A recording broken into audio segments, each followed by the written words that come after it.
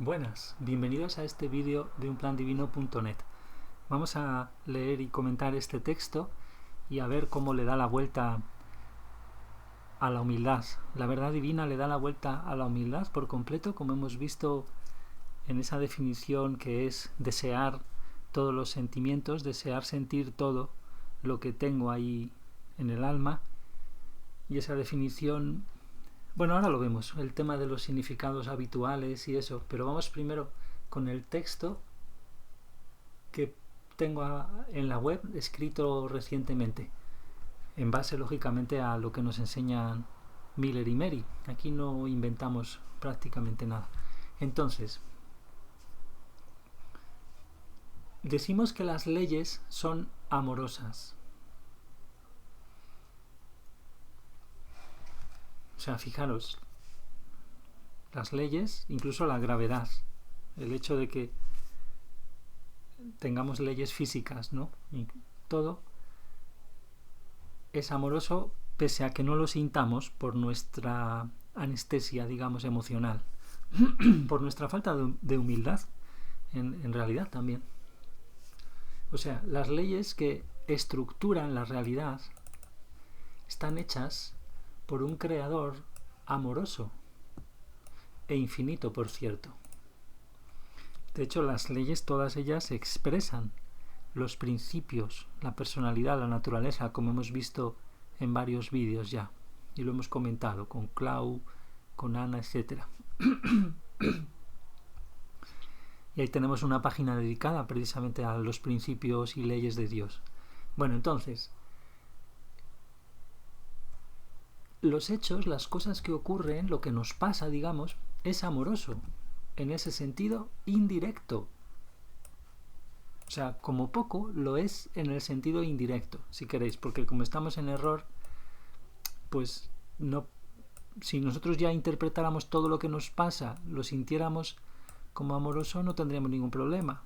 O sea, ya sería el directo, la relación que tendríamos con nuestra alma, con el creador de nuestra alma, con la verdad de Dios transmitida mediante la conciencia a nosotros, por Dios. O sea, vamos a seguir entonces. ¿Por qué?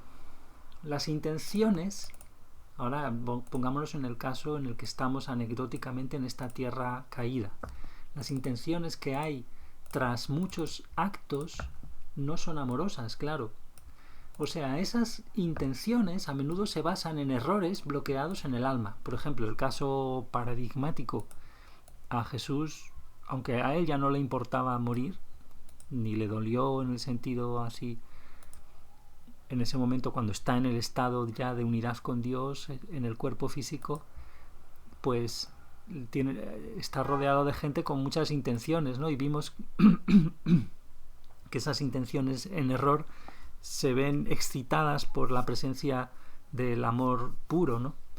El amor puro es como la luz que ilumina la oscuridad, entonces sale a la luz la mugre y hay que responsabilizarse de ella por ley, y muchas veces nosotros, todos los humanos, no estamos dispuestos a sentir y proyectamos, y entonces pues la gente, al final, como vimos, Jesús decidió: oye, ya vamos a dejar de escapar, a mí me pueden avisar siempre que yo quiera de cuándo me quieren matar, de dónde me tengo que a dónde tengo, o sea, de dónde me tengo que escapar para que no me maten, las muchas intentos de asesinato que hubo desde la cúpula de la religión judía, etcétera, desde el Sanedrín y todos esos, muchos de ellos querían matarlo cuanto antes, así que dejaron de escapar, porque bueno, en realidad como la muerte no existe, ¿no?, por así decir. Entonces esas intenciones se basan en esos errores bloqueados, ¿no? Por ejemplo, ese acto desamoroso de mismamente matar a Jesús, ¿no?, ya que estamos en la verdad divina, matar el cuerpo, pero no se puede matar el alma. Entonces la estructura que permite que eso exista es amorosa. Toda ella está funcionando para corregir el error.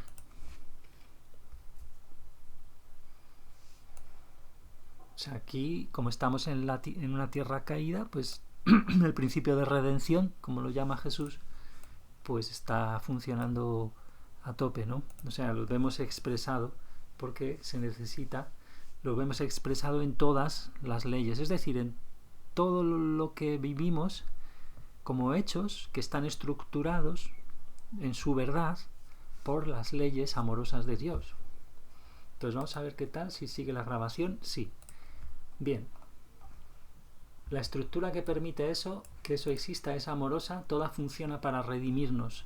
Si estamos en los planos donde existe el error, es decir, hasta el 6 y el plano 6 de la perfección humana natural, el único error ahí sería que no están armonizados con el principio de crecimiento, es decir, creen que pueden seguir creciendo, pero no, porque son almas, las personas son almas, y para crecer a partir del plano 6 necesitas amor divino, es decir, una relación directa con Dios, ya no indirecta, que la podemos tener ya desde aquí, desde nuestra condición álmica de plano 1, expresada en nuestro caso aún en un cuerpo físico, y que podemos crecer en el cuerpo físico también en condición para llegar a las 6 y más allá.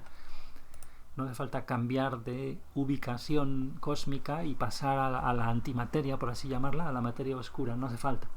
Entonces, si estamos en los planos donde el error existe, la estructura de leyes funciona para redimirnos, o sea, corregir el error, pero también para todo lo demás, o sea, para proporcionar verdad en general, o sea, amor, para que seamos más conscientes de la conciencia como órgano de la verdad en el alma, todo, y para gozar más de las compensaciones positivas también, o sea, todos los principios siguen ahí, además de, bueno, que tiene que estar el de redención, pero si fuera el caso que estuviéramos en los planos o dimensiones, que son muchísimos más, planos o dimensiones de unidad con Dios a partir del 8, tal como nos revela la verdad divina, o sea, Jesús y María nos revelan eso. Son muchísimos planos hasta la reunión con el alma gemela en el 36, tal como lo presenta ahora en la presentación técnica que hace por ahora. Entonces, en esos planos de unidad con Dios, por supuesto, ya no hay nada que corregir, o sea, solo es la verdad. La verdad de Dios ya en su estado, digamos, bueno, pues tal cual, infinita, igualmente, como ahora es infinita. Pero ahí ya no tenemos que hacernos cargo de corregir errores que impiden que la verdad penetre. Ahí lo único ya es nuestra velocidad en humildad, es decir, en desear sentir todas nuestras emociones, en este caso ya sin errores. Es decir, la verdad ya no depende de este problema que vivimos en la tierra, que es anecdótico, digamos, aunque doloroso, ¿no? El problema del pecado, o sea, el error grabado en el alma, bloqueado, y del cual hemos intentado escapar ahí con la nueva era, con toda la intervención de espíritus en torno al curso de milagros, que lo secuestran si es que directamente parece que no está dado por Jesús el curso de milagros, por ejemplo, y muchos otros materiales aparentemente dados por Jesús están dados por espíritus que están medio locos, que se creen que son el alma, la esencia personal de Jesús, etc. Entonces, vamos a ver si sigue la grabación, que no quiero hablar aquí para nada, o sea, para que a veces se detiene sola. Entonces, el principio que subyace a la verdad de los hechos que nos pasan es amor. Las leyes quieren que seamos reales, sin importar lo que pensemos que es placer o que no lo es, lo que es agradable, lo que no lo es, sin importar eso, quieren que seamos reales. Normalmente nuestra concepción sobre lo que es amor, o sea, sobre lo que es placer, agradabilidad, y todo, pues está distorsionadísima, pero no importa, las leyes quieren, están ahí matemáticamente automáticas, está perfectamente todo hecho, aunque por mucho que lo tengamos todo al revés, porque para nosotros en general lo que es amor es mal, o sea, es el hacer el mal. El amor humano es ese, en realidad es hacer el mal, aunque creamos que estamos haciendo el bien. Por ejemplo, nos sacrificamos, ¿no? Y entonces sacrificamos nuestro yo real, y las leyes lógicamente van en contra de eso. No pueden, diríamos, si las personalizáramos, que no se pueden personalizar a las leyes de Dios, ¿verdad? Pues es que no pueden aguantar que estemos ahí creándonos nuestra propia desgracia. nuestra propia caída de la gracia, de ser el alma tan poderosa que somos realmente y la mayor creación de Dios, ¿no? Entonces los hechos, las leyes, la verdad nos quieren reales y por eso los sucesos de alguna manera general son realmente un regalo.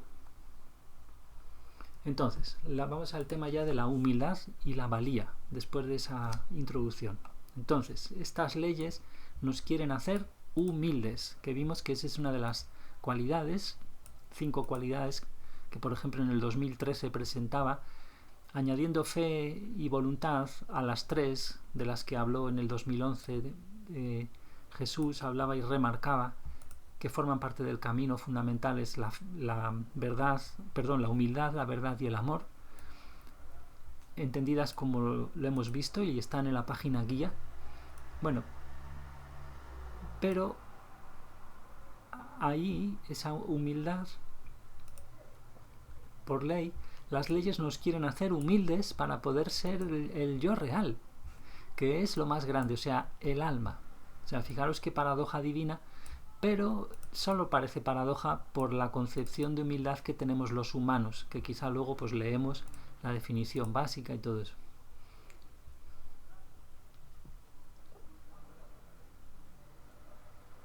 Y todo es para romper el siguiente lazo. Tenemos hecho un lazo entre nuestra valía, nuestro valor personal y todas las prácticas energéticas, intercambios emocionales con los padres, las madres, adultos en general, hijos, etc. Y creencias asociadas a esas prácticas, claro, a esos hábitos, que son a veces muy profundos, digamos, esas creencias son muy profundas y esos hábitos energéticos están anclados desde pequeños. Y pongamos un ejemplo, ¿no? Y lo vimos también en conversaciones. Se cae un niño al suelo, pues la madre ahí se pone todo culpable a lo mejor o apenada y quiere compartir la emoción de dolor y no le deja al niño dolerse para que pueda experimentar la compensación que es el llorar y liberarse por completo de esa emoción de dolor. Entonces la madre o el padre corre hacia el niño y evita que sea humilde con su dolor. Por lo tanto, le está haciendo, poco a poco, así es como nos hacemos monstruos. Lo que pasa es que normalmente eso no es tan fuerte como para seguir en todas las ocasiones de la vida o en todos los aspectos de la vida, no seguir mucho de esa manera tan fuerte de bloquear el sentimiento de los niños, pero muchas veces sí, y antes de la cuna incluso, desde la concepción, hay formas de proyectar miedos y rabias contra los niños, incluso cuando están en el feto, como fetos, pues que ya configuran esto. Son prácticas energéticas donde pues nuestra valía, nuestro valor esencial, que para Dios es infinito, como ahora diremos, porque literalmente porque Dios es un ser infinito y tiene amor infinito para darnos, y de hecho en la progresión con el amor divino es infinita por eso mismo. Entonces se trata de romper ese lazo, ¿no?, que queda practicado, digamos, que queda afianzado en ese tipo de continuo hábito de suprimir las emociones en los niños, por ejemplo, ¿no?, como caso más fundamental, porque es lo que aprendemos desde pequeños, desde la cuna. O sea, por ejemplo, el niño el intercambio es: yo ya no siento mi dolor por ti, ¿no?, papá o mamá, para que tú no te sientas culpable. Entonces la mamá o el papá viene con su culpa, o el adulto que sea, el profesor, viene con la culpa también no sentida, viene con sus miedos no sentidos y utiliza al niño, casi sin querer, ¿verdad?, automáticamente, para no sentir profundamente y no llorar, no tener miedo. Entonces, yo no siento mi dolor, dice el niño, por ti, me sacrifico mi yo real, que tiene que ser, o sea, que gracias a la humildad con el sentir nos hacemos reales, es decir, podemos procesar ese dolor de haberme caído y aprender entonces de la experiencia y llorar lo que tenga que llorar para ya no sentirme más dolorido y estar renovado. Entonces hago todo el proceso emocional de me enfado porque me he caído quizás, tengo miedo no sé qué, a ser un cuerpo y no sé qué, todo eso es natural y lloro y ya está, y también natural, lloro y ya está. Pero en vez de eso hacemos ese intercambio energético. Yo te apaciguo a ti, adulto, con tu culpa, para que no sientas ese miedo, lo que sea, que ya no tiene nada que ver conmigo, no tiene nada que ver con el niño, pero el niño, los niños, las niñas entran ahí. O sea, es como si el adulto alimentara la culpa con la emoción del dolor del niño, ¿no? Es como si el adulto quisiera compartir ese, ay, cuánto te duele, compartir emociones, y quiere también a la vez que el niño bloquee ese dolor, a la vez que lo quiere compartir, que no lo sienta él, que lo sienta también con el adulto. ¿Para qué? Para aumentar y cimentar una vida de culpa para el niño o la niña en el futuro.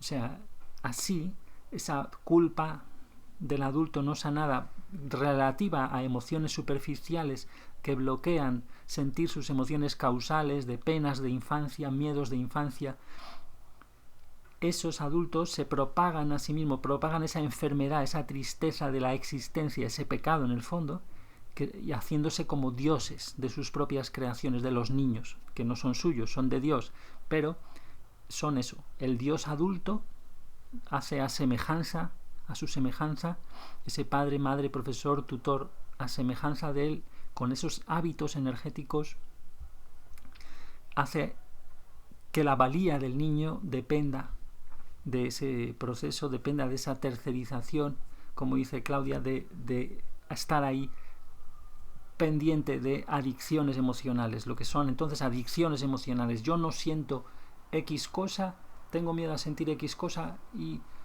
así también pues te libro a ti, adulto, de que no sientas tus miedos, ese juego. Y eso continúa desde las familias, en las escuelas, en el paradigma social de amos, esclavos, ¿no? Los gobernantes, los magnates detrás de los gobernantes, en las finanzas, en las farmacéuticas, etcétera. Todo basado en eso, en no desear la responsabilidad personal por el estado emocional. Y entonces mi valía queda pendiente de esas prácticas y esas creencias emocionales, emocionalizadas, súper profundas, ¿no? A las que aquí aludimos. Y ahora vamos a insistir otra vez, lo repetimos aquí. Vamos a ver si no se ha parado. Entonces, insistamos, no se ha parado. Todas las leyes funcionan para promocionar la humildad con nuestras emociones. O sea, que ese niño que ha experimentado ese bloqueo de esa emoción, todas las leyes, a partir de ese momento, le van a traer a lo mejor más accidentes a la madre, o accidentes a él, o cosas, para que puedan sentir lo que está bloqueado, el dolor por haberse caído, lo que sea. Entonces las madres, los padres, los adultos crean accidentes, protegiendo ese dolor suyo que les hace actuar como esos dioses falsos, de promocionar la tipo culpa, la tristeza, es decir, la falta de humildad. Eso, bueno. Entonces, para promocionar esa humildad, para dos cosas. ¿Para qué? Para dos cosas. O sea, las leyes actuarán ahí para que el niño ese, por ejemplo, se desbloquee, nos desbloqueemos y disolvamos en el alma aquello que nos hace experimentar compensaciones negativas. O sea, todo error que está almacenado en el alma, recordemos, el alma contiene nuestros dos cuerpos, el espiritual y físico, y está en una dimensión superpoderosa, global, y también a la vez rodeándolos, esos cuerpos, nos hace experimentar compensaciones negativas, o sea, karma negativo, si lo queréis llamar en plan a la moda, o nos incita a actuar desarmónicamente. Claro, porque para evitar experimentar ese error tenemos que comulgar con la culpa del adulto, ¿no? En el ejemplo que hemos dado, y eso es un comportamiento, una emoción, un error emocional desarmónico con respecto a la verdad y el amor de Dios. O sea, nos incita a actuar mal ese error emocional, y las leyes están para desbloquear eso, y también a la vez para que podamos absorber cada vez más verdad en el alma, lo cual, claro, compensará positivamente. Entonces, por lo tanto, las leyes funcionan para disolver el lazo que tenemos hecho entre nuestra valía o valer propio, digamos, y las cosas que hacemos, o sea, las inercias energéticas, intercambios modo trueque, hábitos, creencias, las cosas que hacemos en error, digamos. Aquí le faltaría poner eso, porque las leyes van a funcionar en modo complementario a este, van a funcionar para reafirmar el lazo que hagamos entre nuestra valía y las cosas que hagamos que estén en armonía con el origen de nuestra valía, que es decir, que somos un alma creada por Dios con un destino de actuar en armonía con su amor y su verdad, con el amor y la verdad de Dios. Entonces aquí le falta eso. Las leyes funcionan para disolver el lazo entre la valía cuando la tenemos ahí, digamos, tercerizada, ¿no? Es decir, si valemos algo, ese valor, nuestro valer, lo asociamos a funcionar energéticamente complaciendo de ciertas maneras, o sea, cumpliendo roles. Por ejemplo, ese rol tan inconscientemente impreso en la sociedad, el rol de amo-esclavo, ¿no? Que lo tenemos en marcha desde la familia, la escuela, hasta en la relación adictiva con los gobernantes tan adictos, ¿no? O los magnates que regulan lo que sale por la tele, lo que está de moda en la pseudociencia médica, por ejemplo, hoy muy de moda, etc. O sea, nuestro valer lo asociamos a lo que son en realidad errores emocionales que fundamentan comportamientos desarmónicos. Y así, con esos roles, contribuimos, por ejemplo, amo-esclavo, que está por todos lados, impregnando todo, contribuimos a las adicciones emocionales. Entonces aquí veíamos, nuestra valía la asociamos a eso, en el caso malo, digamos, que por ley tienen que corregir, o bien la asociamos a los comportamientos de cierto modo contrarios a los anteriores, pero que siguen en el error, es aislarnos, rebelarnos, etc. O sea, esto sería el caso negativo. Tiene estos dos aspectos, por ejemplo. Entonces tenemos pues esa distorsión de nuestro valor personal, en vez de permitirnos ser reales, o sea, valorados por Dios. Dios ya nos valoró infinito en nuestra creación como almas, pues el alma es la creación más grande, la obra más maravillosa de Dios, el alma que viene aquí a individualizarse. Entonces vamos a ver si no se ha detenido la grabación. No. Y así pues, tenemos enlazada nuestra valía a creencias basadas en emociones bloqueadas y en esos trueques energéticos, creencias más o menos emocionales, o sea, radicadas profundamente en el alma, no en la mente normal, si la queréis llamar así.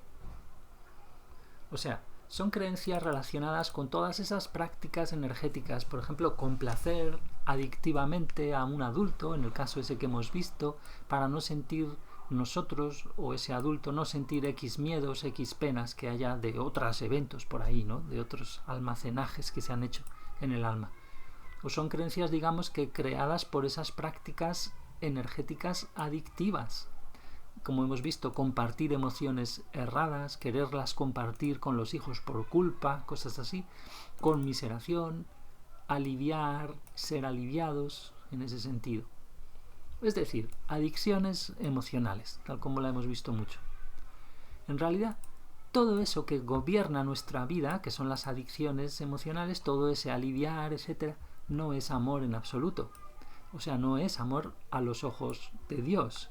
Es lo contrario. Va en contra de promover el amor. Conlleva que nos ayudemos entre nosotros a retirarnos del alma y por tanto de la felicidad. Y la verdad de Dios nos informa, a través del órgano llamado conciencia, de que es así como creamos nuestra infelicidad. Y nos informa a través de ese órgano y también del comportamiento de las leyes, de los sucesos que nos pasan.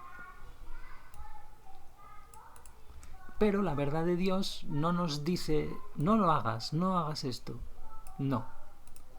aunque sí que la conciencia por ley está como royendo en nuestra alma.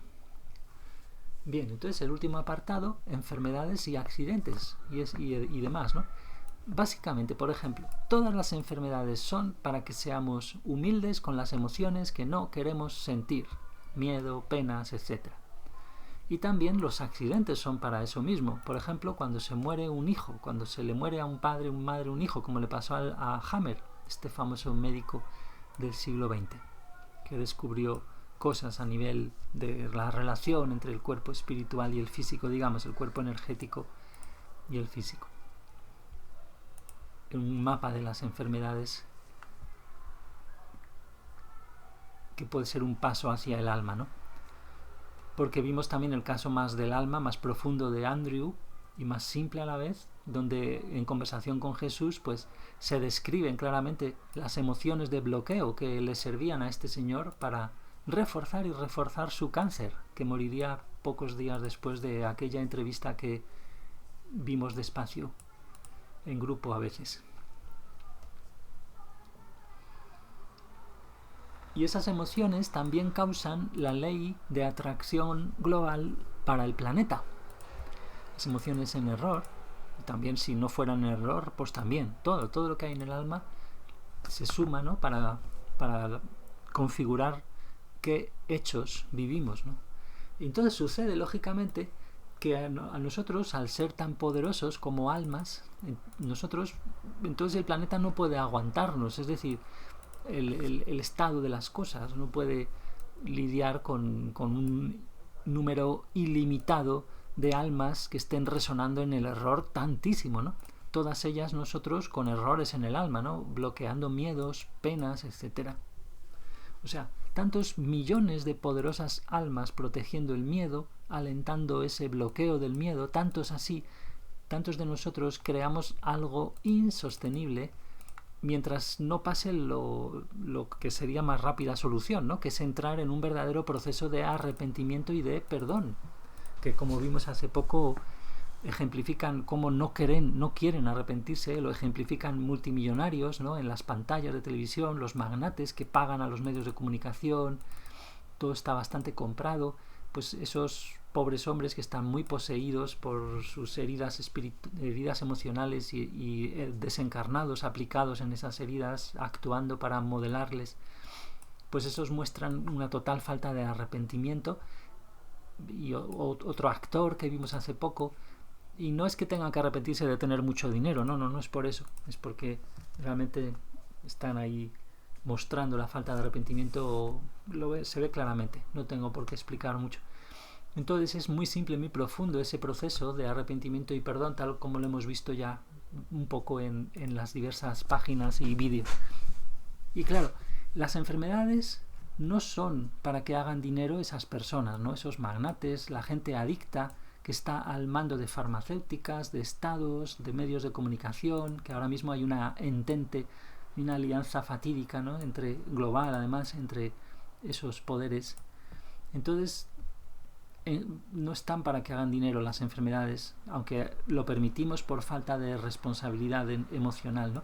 Pero la gente de las finanzas también, ¿no? Los espíritus adictos que llevan tantos siglos seguramente influyendo los mismos espíritus en las mismas familias de financieros, etcétera, en la gente de las finanzas, sí. Entonces, vamos a ver que no se haya detenido la grabación. No.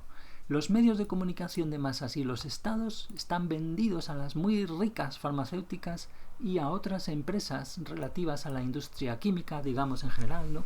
O a la industria relacionada con la guerra. Se están globalmente vendidos a ese mundo de sepulcros blanqueados, como decía ahí en una cita célebre en el Evangelio, ¿no? A menudo se visten de filántropos, en ese caso en el Evangelio se visten de religiosos muy castos y muy no sé qué, y son lo contrario, ¿no? Se visten en este caso hoy en día de filántropos, que vimos un poco en un vídeo reciente, ¿no? En esta nueva religión que nos quieren literalmente inyectar por las venas, ¿no? Y en la que llevan ya tiempo amansándonos cual ganado desde la cuna, con muchas inyecciones literalmente en sangre, ¿no? Bueno, aparte desde la cuna también con el tipo de escuela que vivimos, que prolonga las heridas familiares, etc., ¿no? la pseudociencia, es esa religión, ¿no?, que visten de ciencia.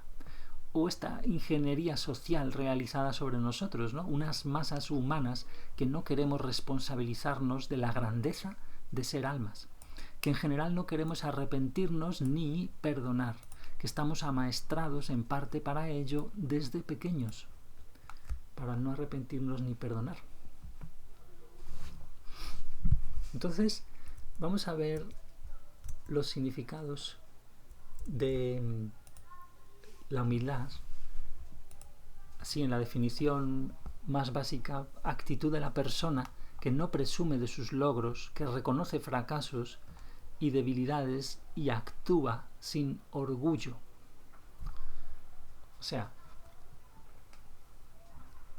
fijaros que aquí no se alude a la condición que hay que hacer interna, la condición que tiene uno que tener, o la operación que tiene uno que realizar internamente para esto, ¿no?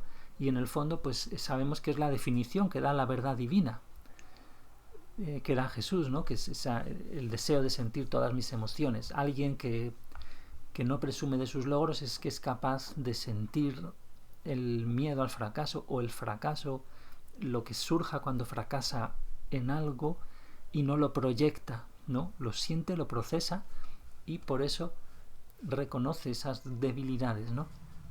Y por eso puede actuar así. Pero fijaros cómo enseguida la humildad tiene ese otro significado, que es de ser de una condición baja socialmente hablando, ¿no? Entonces, ahora vamos a ver más sobre esa fatídica asociación de la humildad con la bajeza, digamos, pero aquí tenemos un sinónimo: discreción. Es sensatez y tacto para hablar u obrar. Eso nos lo permite también el estar en nuestras emociones, nos permite tener esto, ¿no? Cada vez más sabiduría, digamos, ¿no? Y cada vez más prudencia también, ¿no? Y también modestia. La modestia es un sinónimo de humildad, falta de vanidad, o sea, no tener ostentación del mérito propio, ¿no? La persona modesta, humilde, y que es precisamente lo que permitimos por ley.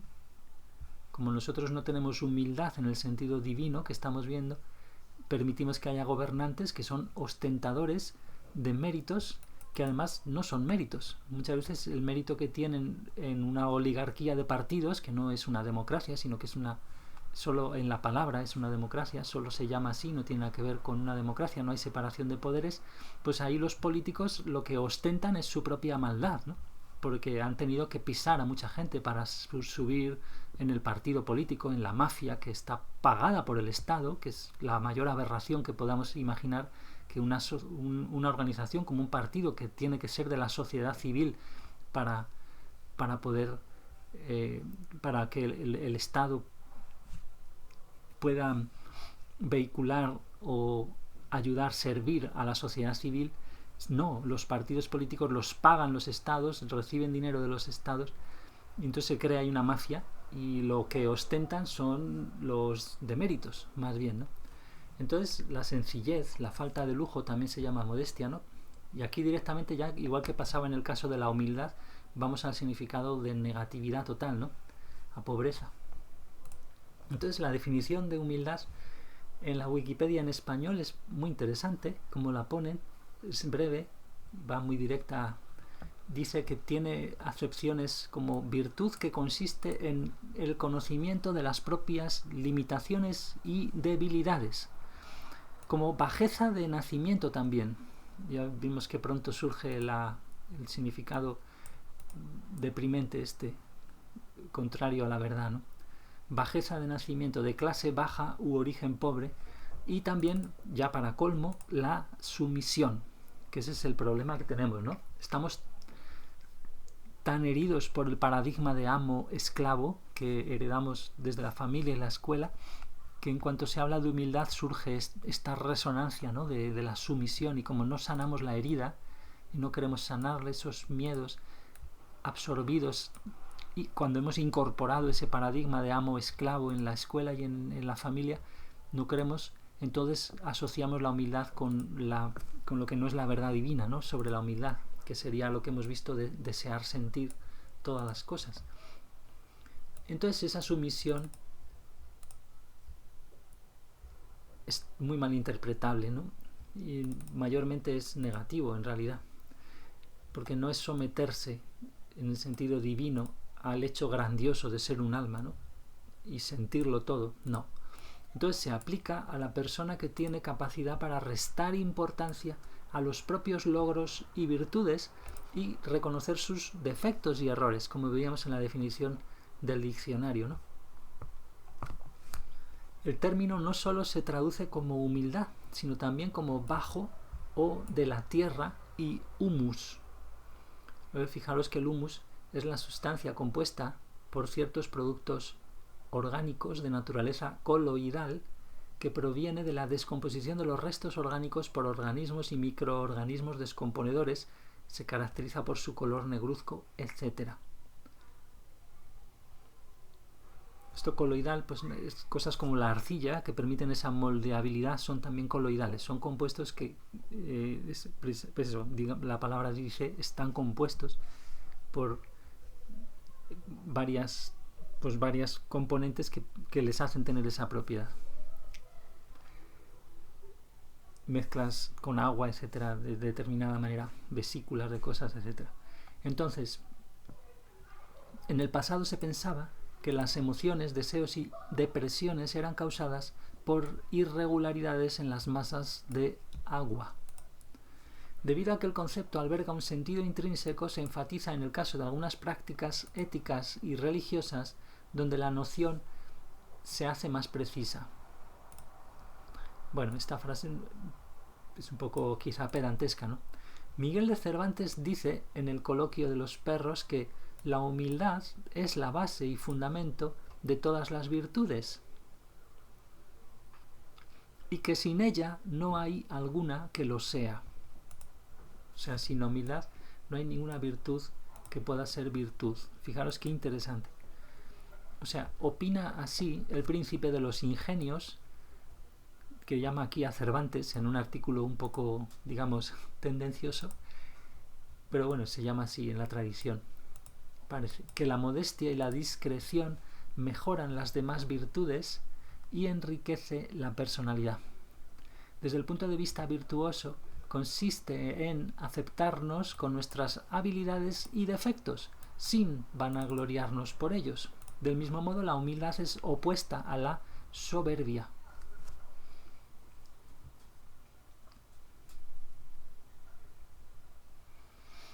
Una persona humilde no es pretenciosa, interesada ni egoísta, como sí lo es una soberbia, quien se siente autosuficiente y generalmente hace las cosas por conveniencia.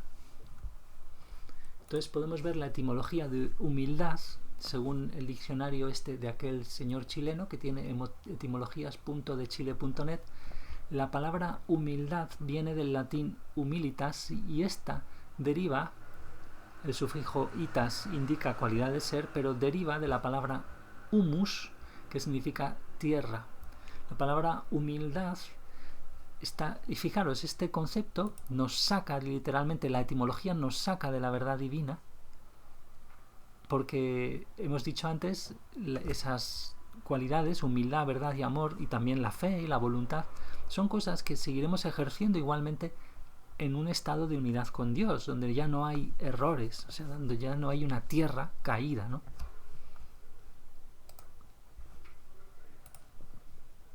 La palabra humildad está relacionada con la aceptación de nuestras propias limitaciones, nuestra bajeza, sumisión y rendimiento. Cualidades muy humanas de la tierra, si son comparadas con los dioses que estaban en el cielo, o sea, con las cualidades de los dioses que estaban en el cielo.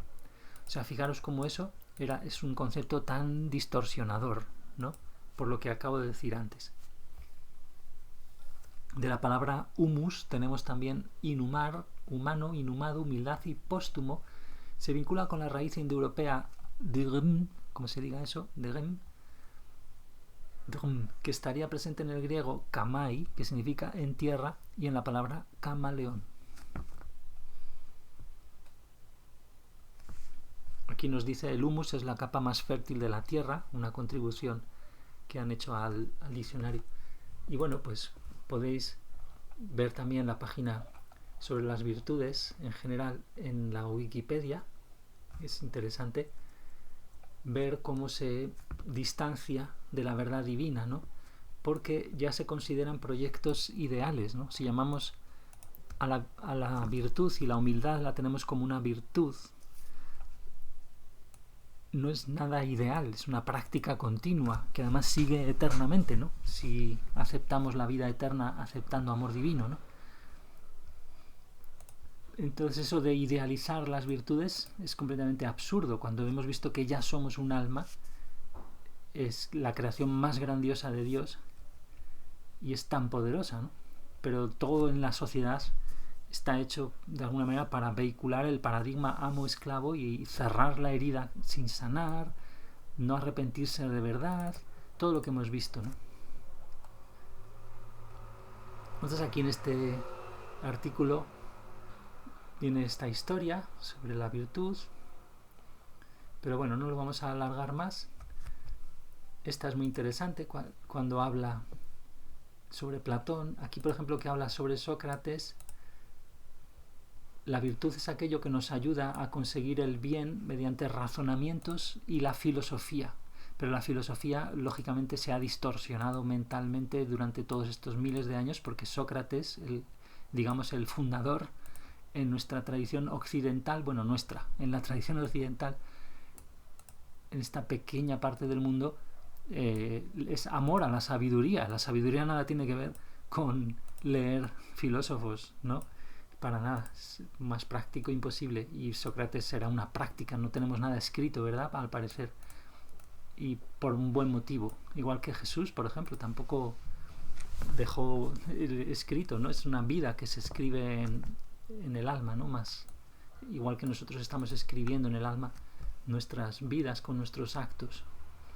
Entonces, pero sí es interesante ver aquí, Platón plantea que el ser humano dispone de 3 poderosas herramientas: intelecto, voluntad y emoción. Para cada una de ellas existe una virtud. La sabiduría en el caso del intelecto,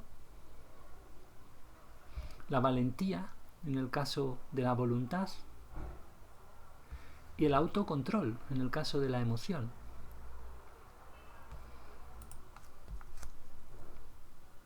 Allí le añade luego una cuarta, que es la justicia. Pero es muy interesante luego, si veis la presentación de esas virtudes cardinales, cómo realmente caracteriza la justicia como una virtud fundante preservante, es decir, conózcase a sí mismo. Muy interesante. Y eso está en el artículo de las virtudes cardinales. Luego tenemos también el artículo de las virtudes teologales, por supuesto.